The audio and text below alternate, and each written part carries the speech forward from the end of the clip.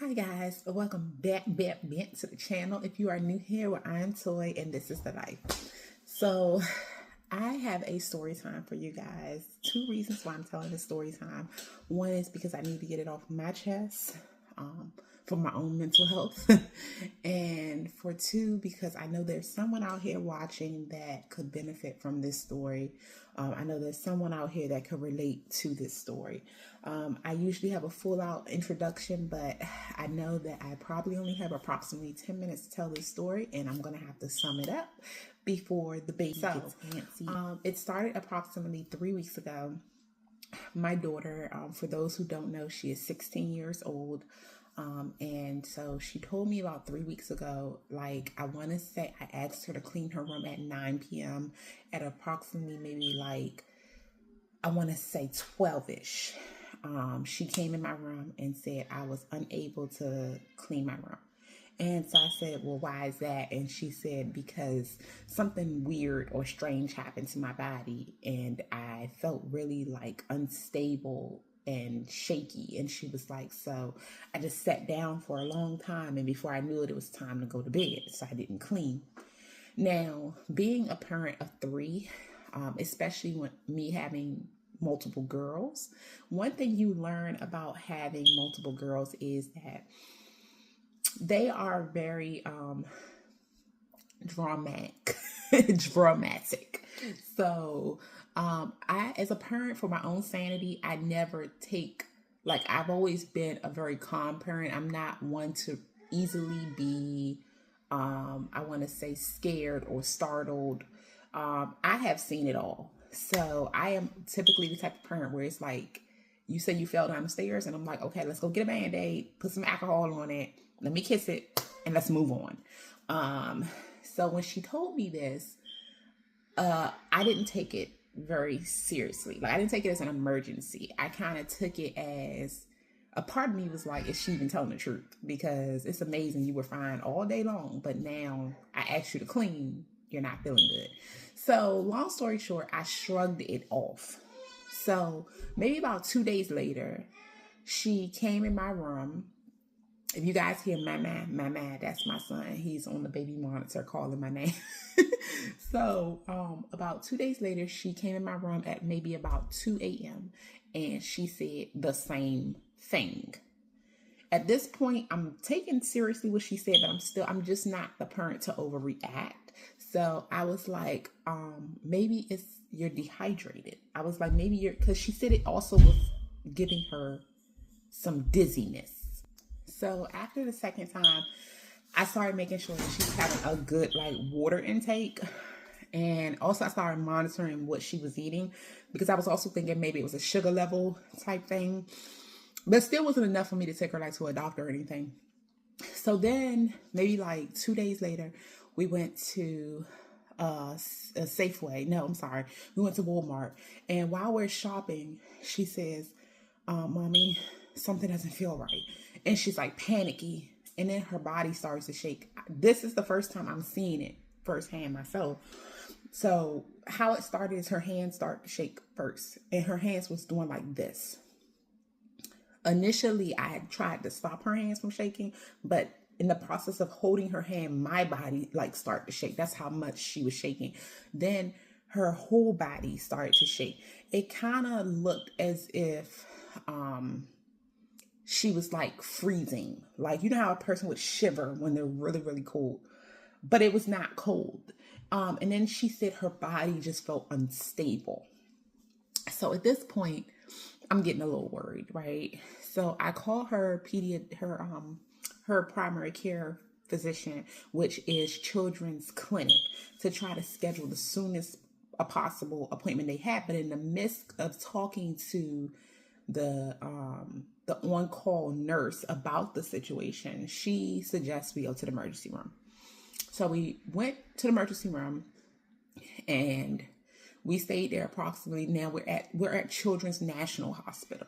So there's the clinics, there's the urgent cares, and there's the actual national hospital located in DC. So we're at the hospital and we stayed there for approximately like 5 hours before even being seen. Then by the time we get seen, she's feeling perfectly fine. we get seen, and so the doctor, first red flag for me was that they didn't really want us in the room. So they asked us to leave the room, which I don't know if that's a protocol for older children. Leave me a comment. So she's 16, but they were kind of wanting the conversation to be between them and the patient only, but the patient is a minor. So that kind of was a conflict for me. I am like more so when it comes to my family, even my husband, who's a grown man, I am more so a hands-on type person. I am the one who does, certain things like take notes or, research things later. I'm usually the one that does that for everybody. So to not have me a part of the conversation felt like if I'm not keeping up with what's being said, then she won't. And so then that would have been a waste of our time for coming. So long story short, we stayed out the room for a little bit, but then we came back. And when we came back, they switched shifts just like that. So a second doctor came in, and the second doctor said the most ignorant thing. Mind you, it took the second doctor approximately 2 hours to even come back. So at this point, we've been here for now like 7-ish hours, maybe 8. And so he comes in and he says the most ignorant thing. So he says, without a full examination or anything, he looks at her, touches her stomach, and says, "I think she's constipated." And I was like, that don't make sense. So what does that have to do with our visit today? So he says, "Well, I'm just feeling around and she feels a little constipated." But he never gives an answer. What does shaking and your body feeling unstable, how do the two match? How are the two related? So now a lot of people may say you could have asked to speak to a director. You could have went above this doctor's head.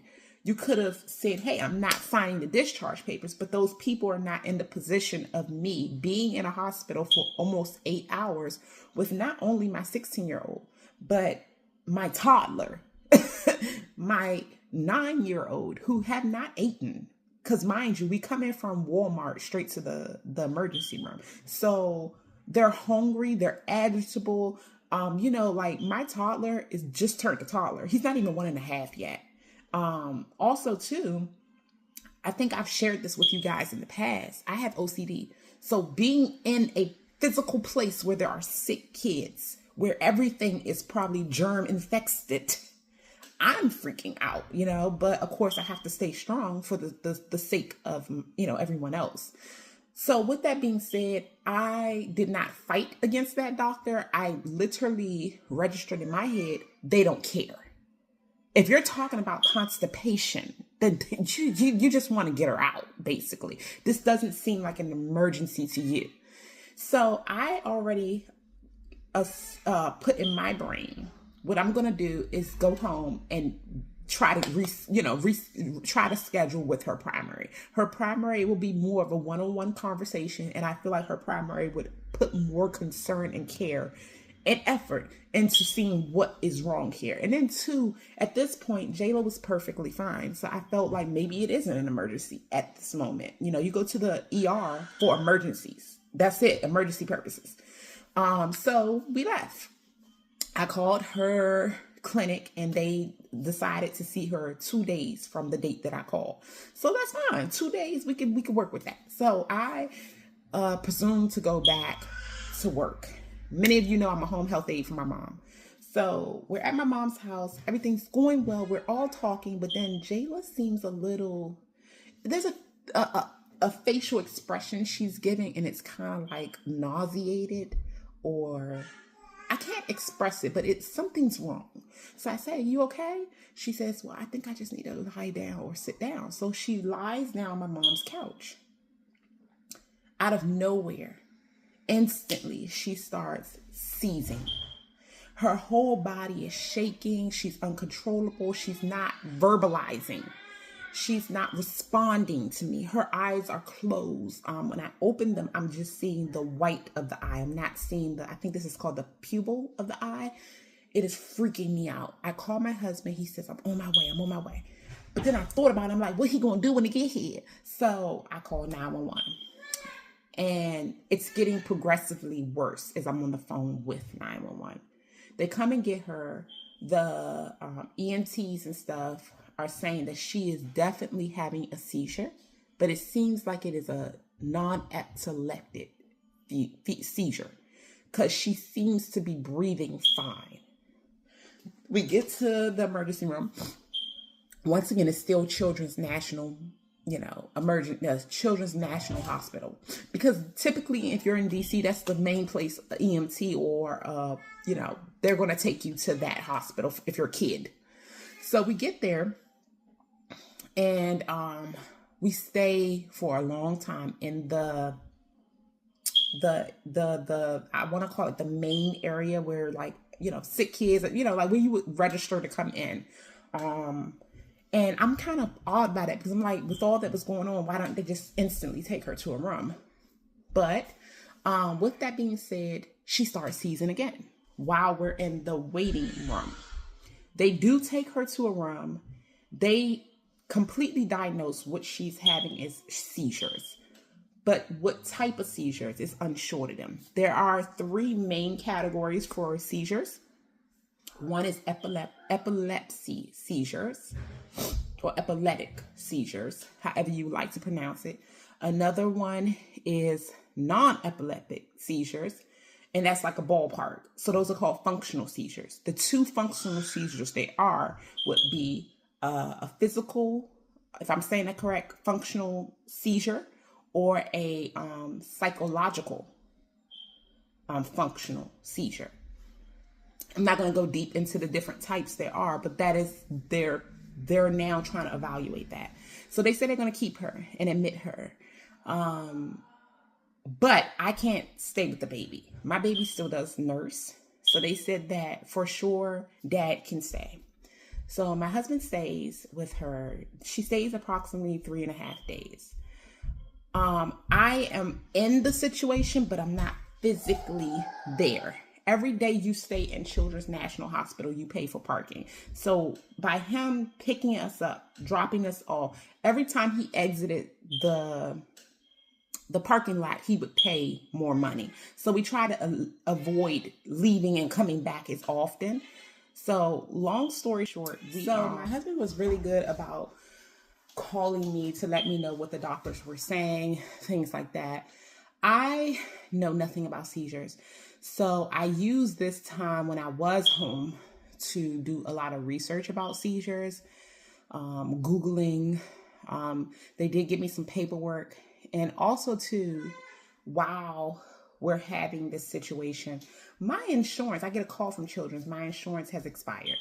So I also used that time to reapply for my Medicaid. So he was busy being there for our daughter, and I was busy making sure that, she has insurance, and that whenever she is admitted or discharged to come home, that we have some kind of a knowledge about seizures. So I was told they would do imaging of her brain. And so when she got home, once she did get home, I'm going through the discharge paper, but I don't see any imaging. So I'm asking my husband, what type of imaging did they do? So he expressed it. And I think it's called a EGG. If I'm wrong, I'm sorry. But what it is it's a monitoring of the brain's waves. So it's like these little things they attach to the head that monitors the brain's waves. The purpose of this test is to rule out, is it an epilepsy seizure or not? It does not tell you what type of seizure it is. It does not give you anything beyond the fact that is it an epilepsy seizure or not. They were able to rule out it was not. With an epilepsy seizure, it's a quick fix. There's medication for it. Functional seizures, on the other hand, there's not a specific medication. You have to find the underlying issue. What is triggering the brain to react this way? But I'm like, I still didn't get an MRI or a CT or anything. So anyways, we come home. Literally, we get her home. In less than 24 hours, she's had 2 seizures. And they're getting longer at this point. So we call the emergency room to ask them, if we bring her back, could you guys do an MRI? And their answer or response was no. They said that an MRI is something the neurologist has to see that there's an emergency reason for it. They feel that she can continue this process as an outpatient. So their suggestion was get her primary to write up a referral for an MRI. And just let them know the urgency of the matter, and you could probably get an MRI quicker than most people. So we took that advice, and I scheduled for her primary again. This time I got a day with her primary, the same day appointment. Perfect. So, my mom is with me. We get in a lift to go to her primary care's clinic. We're pulled up outside. The lift driver, like the building's here, the lift driver's parking, and she has a seizure. And it's such a bad one. And he's not even parked all the way in. So he's blocking traffic.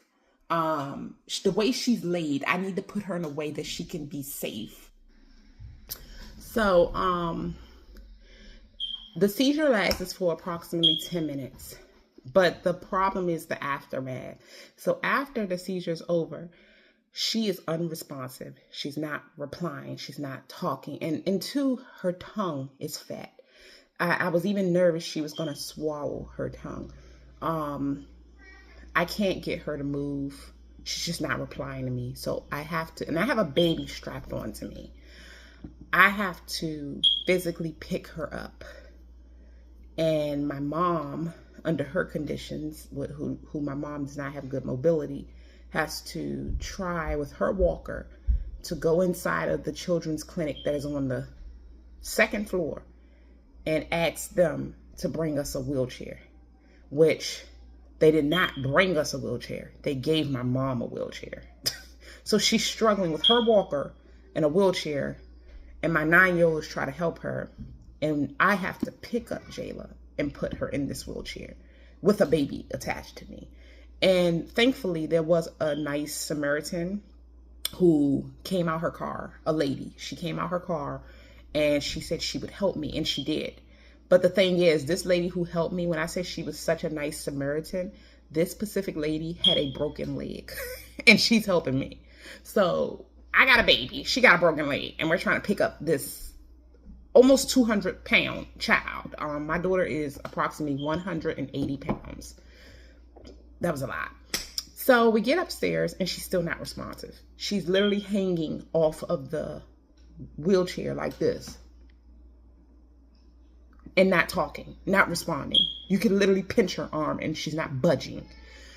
The doctor, the primary care, came from the back. She said, I want her in the emergency room. She said, I want an MRI. And I told her, I said, they won't do it. She said, I'm going to call them. They're not going to have a choice. I'm going to advocate for her. She is my patient. And she said, it's not a matter of what they want to do, what they think they should do. She said, I'm going to tell them what orders I'm putting in for her, and they're going to do it. And she literally said, I'm calling right now for EMT to come and transport her there. I don't want you calling another lift. She's getting transported there. And so I was like, well, okay, so what should I do? Because I have the baby, I have my mom, so I wind up riding with her with the baby attached to me. And my mom and my daughter, my other daughter, stayed there and caught a lift to the emergency room. My husband drove to the emergency room. Once we all got there, first of all, they did not have her in the waiting room this time. They put her straight in a room. Literally, the doctor said, her doctor called and said she wanted an MRI. And he was like, usually those are really expensive, but she specifically ordered, she wants it. And so we're going to do it. And I was like, about time. Why did it take for her to say that? But I was very grateful to Jehovah that did happen. They gave her an MRI. And in the MRI, there was some informalities. There's a cyst. And there's also some other things in the brain waves. I think on the right, I want to say on the left side. I don't know if it was the left or the right. I have to relook at the MRI because they did give me a printout of it. This could be what's triggering the brain, or it could be a psychological seizures. And so we're not sure which one still, but we did get a neurology appointment as quick as the next week. And so here we are in the next week. The neurologist appointment is tomorrow, and I'll keep you guys posted. This has been a strain on my daughter and our household as a whole. I'm exhausted. She has a seizure every day, sometimes 3 times a day. Nothing really feels like it's the same. Something that triggered it today is something else that triggered it tomorrow. It's making it hard to manage. Like, most of the time she's in her bed. We have found things that seem to help her to have less seizures, but there has not been one day that she has not had any seizures. We are looking into, I want to say herbs, and different herbalists. We are looking into that road. We're also, like I said, we meet with the neurologist tomorrow, so I will see his recommendations. I'm really hoping he can completely diagnose, is it physical or psychological? Either way, sometimes you hear psychological and you're like, is that person making it up? No. Do your research. Psychological is just as bad as physical. Neither one can be let on by the patient. They have no control out of either or. So that is my story time. I will keep you guys posted. I'm sorry I didn't have a good ending, yet, but the story is still going. I don't want this video to be like 30 minutes or more, so I will stop here. But guys, the reason I'm telling this story is I said I need to get that off my chest. So thank you for those of you who listened to the end. But also, I'm hoping that this is something that's going to encourage someone else, because even though it doesn't have a good ending yet, there is another family that is experiencing what we're experiencing. And so as I find more information on this, I'm going to share it with you. And if you have information on this or you experience this, please leave me a comment so that maybe you can encourage me. So, all right, ladies, gents, whoever, please stay strong.